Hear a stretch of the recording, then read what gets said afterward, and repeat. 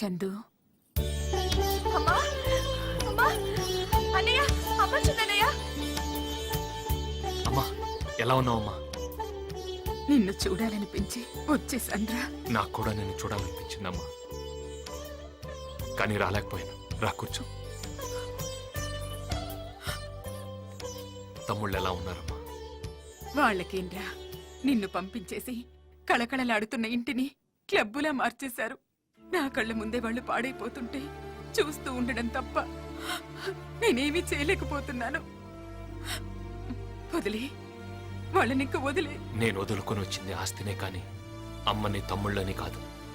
వాళ్ళు బాగుపడాలని నేను కొట్టిన దెబ్బలు వాళ్ళ శరీరానికి కాక మనసుకు తగిలాయమ్మా.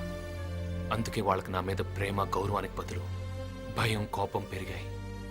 వాళ్ళు మారతారమ్మా, జాగ్రత్తగా చూసుకో. నేనింకా ఇంటికి వెళ్ళనురా, ఇక్కడ నీతోనే ఉంటాను. వద్దమ్మా, నువ్వు అక్కడే ఉండాలి. నేను లేక నువ్వు లేకపోతే అడిగేవాళ్ళు లేక వాళ్ళు ఇంకా పాడైపోతారు. అర్థం చేసుకోమ్మా. నమస్కారం అమ్మా. ఏంటి అందరూ ఇలా వచ్చారు? సెకండ్ షిఫ్ట్కి వెళ్ళలేదా? షిఫ్ట్లు మార్చినంత ఈజీగా మిమ్మల్ని మార్చేస్తారని మేము అనుకోలేదు సార్. లక్ష్మి గారే ఎండీగా ఉండాలని మీ పిల్లలకి మీరైనా చెప్పండమ్మా. పిల్లలా? ఆ పిల్లల్ని పెద్దవాళ్ళని చేసి వీడు తప్పు చేశాడు. ఇప్పుడు వాళ్ళు పెద్దవాళ్ళైపోయారు. పెద్దవాళ్లను కూడా లెక్క చేయనంత పెద్దవాళ్ళైపోయారు. నువ్వు ఊరుకోమ్మా, ఇవన్నీ తర్వాత మాట్లాడుకుందాం. వదిలేండి. లేదు సార్, మిమ్మల్ని మళ్ళీ ఎండీ చేయకపోతే మేము స్ట్రైక్ చేస్తాం. కంపెనీ మూతపడేలా చేస్తాం. చూడండి, వ్యక్తి కోసం వ్యవస్థని, సాటి మనిషి కోసం సంస్థని పాడు చేయకూడదు. అలా అని వదిలేస్తే వాళ్ళు ఇంకా నాశనం చేసేస్తారు. ఆల్రెడీ మీరు వర్కర్స్ కోసం అలాట్ చేసిన స్థలాన్ని వాళ్ళు అమ్మడానికి ట్రై చేస్తున్నారు. శైలు, అన్ని సమస్యలు అవే సర్దుకుంటాయి. అమ్మ నువ్వు బయలుదేరు.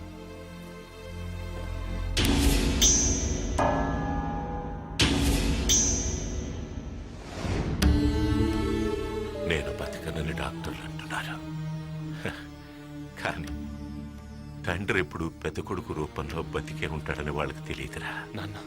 నేను పోయినా ఈ కుటుంబాన్ని, కంపెనీ గౌరవాన్ని నువ్వే కాపాడాలి. తమ్ముళ్ళని చెల్లెళ్ళని ప్రయోజకులు చేయాలి.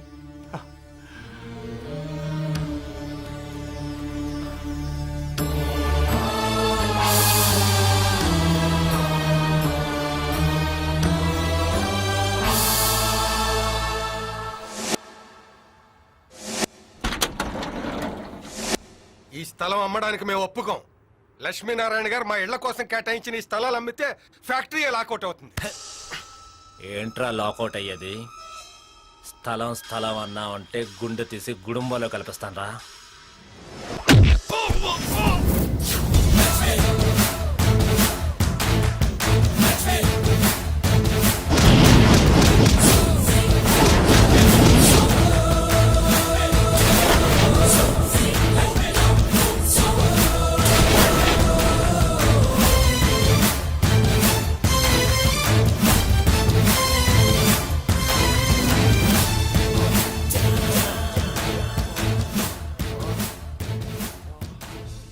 ఎవడ్రా ఈ స్థలాన్ని కొనడానికి వచ్చింది? మై తో క్యా?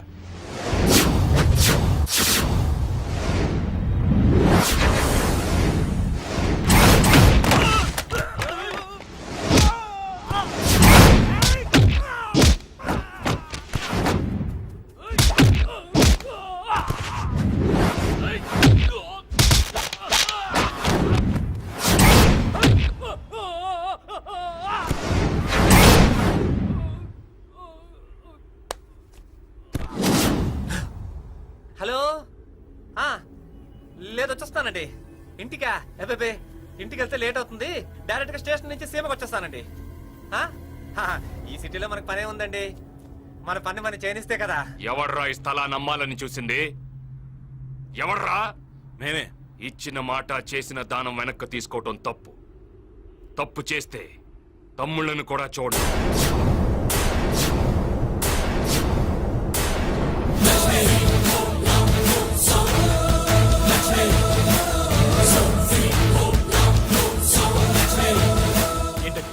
ఏం మాట్లాడకుండా అలా వదిలేశారు? 100 కోట్లు విలువ చేసే స్థలం ఒక్క క్షణంలో చేయి జారిపోయింది. నువ్వు పోయిన 100 కోట్ల గురించి ఆలోచిస్తున్నావు. నేను ఉన్న 1000 కోట్ల ఫ్యాక్టరీ గురించి ఆలోచిస్తున్నాను. ఈ స్థలాన్ని మనం కామ్గా వదిలేయడం వల్ల వాడు కామ్గా వెళ్ళిపోయాడు. ఇక ఫ్యాక్టరీకి రాడు.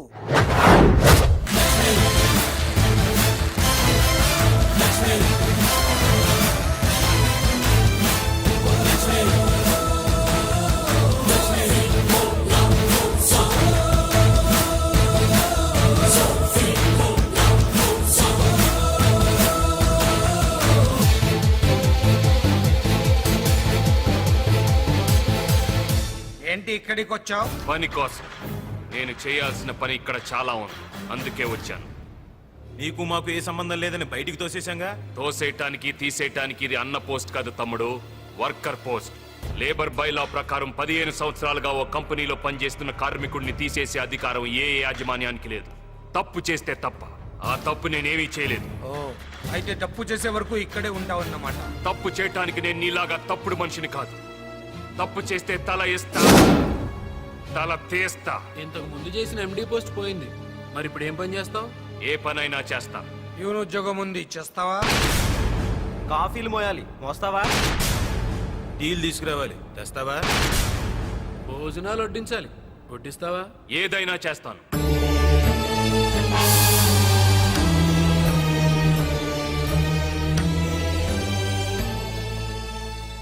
ఆస్ట్రే తీసుకురా. చిన్నబాబు ఆశ్రయిద్దామంటున్నారు, వినపడ్లా? వెళ్ళు. ఏయ్, కాల్చరా. వద్దులేరా, అన్నయ్య ఉన్నాడు. కాల్చరా. అన్నయ్య అంటే అన్నయ్య.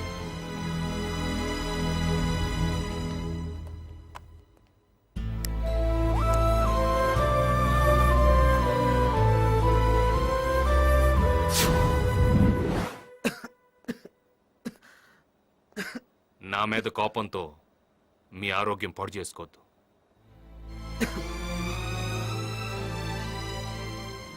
ఏం సరిదే, మీరు ప్యూన్గా? మీరు తలుచుకుంటే పాడైపోయిన కంపెనీని కూడా లీజ్కి తీసుకుని నెంబర్ 1 కంపెనీగా మార్చగలరు. పాడైపోయిన కంపెనీని బాగు చేయటం కంటే పాడైపోతున్న నా తమ్ముళ్ళు బాగు చేయటమే నాకు ముఖ్యం.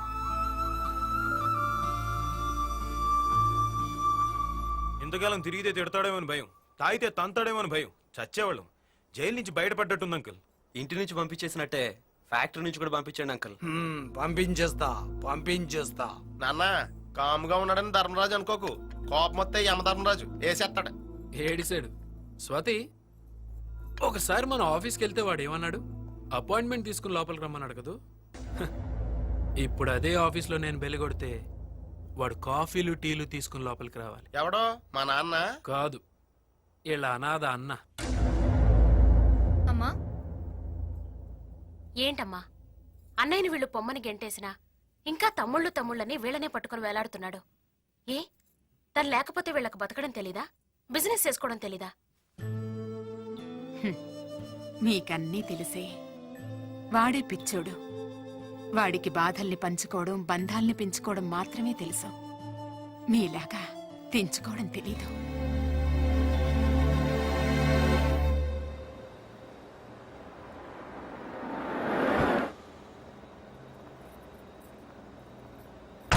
మీ వల్ల మా పిల్లల చదువులన్నీ పూర్తయిపోయాయి సార్.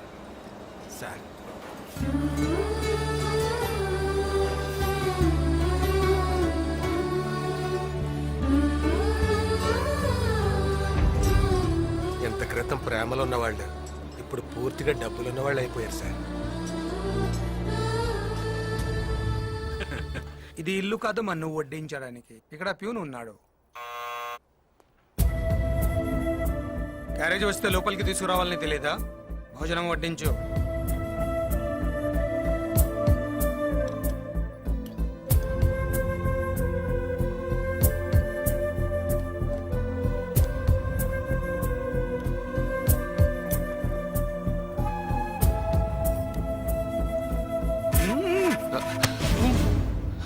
సారీ. ఇలా ఉండాలి అలా ఉండాలి అని రూల్స్ మాట్లాడడం కాదు. ముందు ప్యూన్ అంటే ఎలా ఉండాలో తెలుసుకో. Get lost.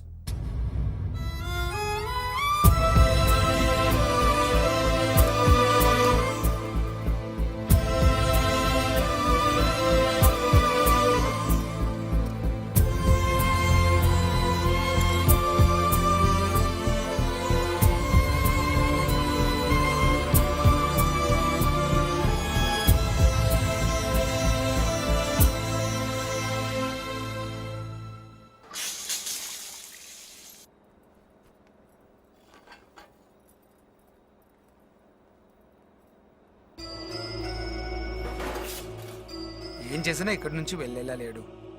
4 గోడల మధ్య జరిగిన అవమానం సరిపోదు, నలుగురు ముందు అవమానించాలి.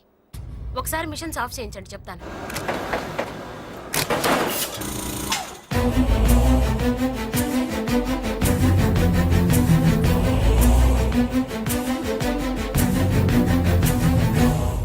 ఏ ఎంత అవమానించినా నీకు ఇక్కడి నుంచి వెళ్ళాలనిపించడం లేదా? అయిన వాళ్ళ మధ్య అవమానాలే ఉంటాయమ్మా. ఓహో, అవమానం ఎలా ఉంటుందో నీకు నేను చూపిస్తాను.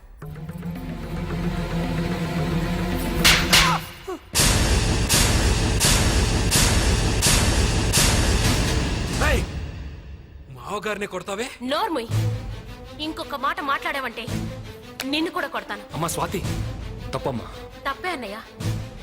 వాడు నీ షర్ట్ పట్టుకున్నప్పుడే కొట్టుండాలి, కొట్టకుండా తప్పు చేశా. ఈ ఫ్యాక్టరీలో అందరూ దేవుడిగా కొలిచే నిన్ను ఆఫీస్ ప్యూన్ని చేసినప్పుడే కొట్టుండాలి, లేట్ చేసి తప్పు చేశా. రే, 4 గోడల మధ్య కొడితే దులిపేసుకునే కుక్కలరా మీరు, అందుకే అందరి ముందు కొట్టా. మా అన్నయ్య ఆవేశాన్ని చంపుకొని అవమానాన్ని భరిస్తూ మౌనంగా ఉండేది మా కోసం, మా నాన్నకిచ్చిన మాట కోసం. లేదంటే నువ్వు చచ్చి ఇప్పటికి చాలా రోజులై ఉండేది.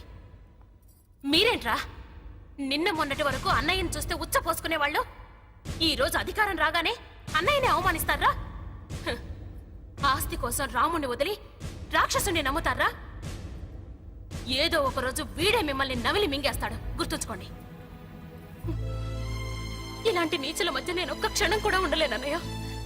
నీ దగ్గరే ఉంటాను, నన్ను నీతో తీసుకెళ్ళిపో అన్నయ్య. వద్దమ్మా, భర్తను వదిలిపెట్టి రావడం భావ్యం కాదు. అతను భర్త?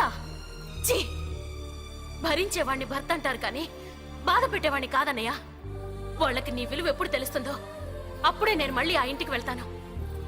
పదన్నయ్య, నన్ను ఇక్కడి నుంచి తీసుకెళ్ళిపో, నన్ను నీతో తీసుకెళ్ళన్నయ్య.